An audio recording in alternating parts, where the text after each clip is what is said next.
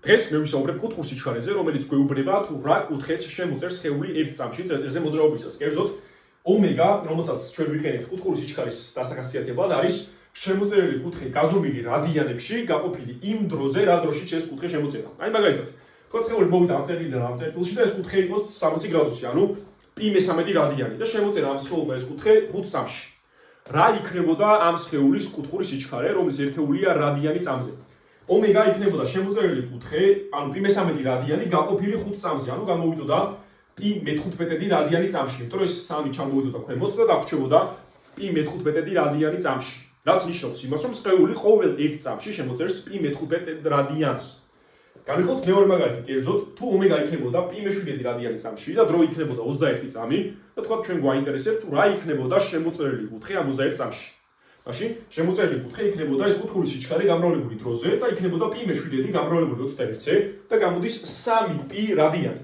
ანუ 21 წამში თუ სხეულის კუთხური სიჩქარეა π7 რადიანი წამში შემოწერდა 3π რადიანს, რაც არის ერთი სრული ბრუნი, ხო არის 2π და კიდე ნახევარი ბრუნი. აი ეს ნიშნავს 3π-ს.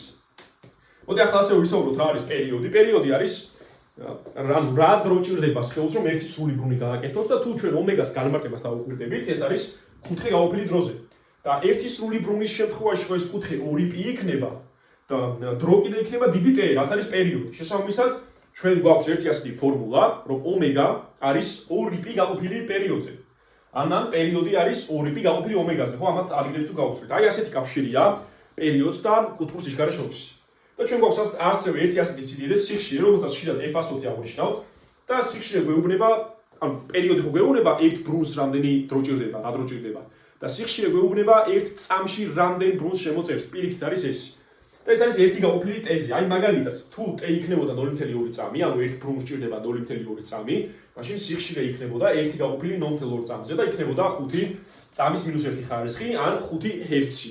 სიხშირის ერთეულია ან წამი ხარისხად -1 ან ჰერცი შემოკლებით hc. მოკლედ აი ეს არის კუთხური სიჩქარე, პერიოდი და სიხშირე. კიდევ ერთხელ ომეგა არის შემოწერილი კუთხე გაყოფილი დროზე. ოღონდ კუთხე უნდა იყოს გაზომილი რადიანებში და დრო უნდა იყოს გაზომილი წამებში. ომეგა ასევე არის 2π გაყოფილი პერიოდზე და სიხშირე არის ერთი გაყოფილი ტეზი.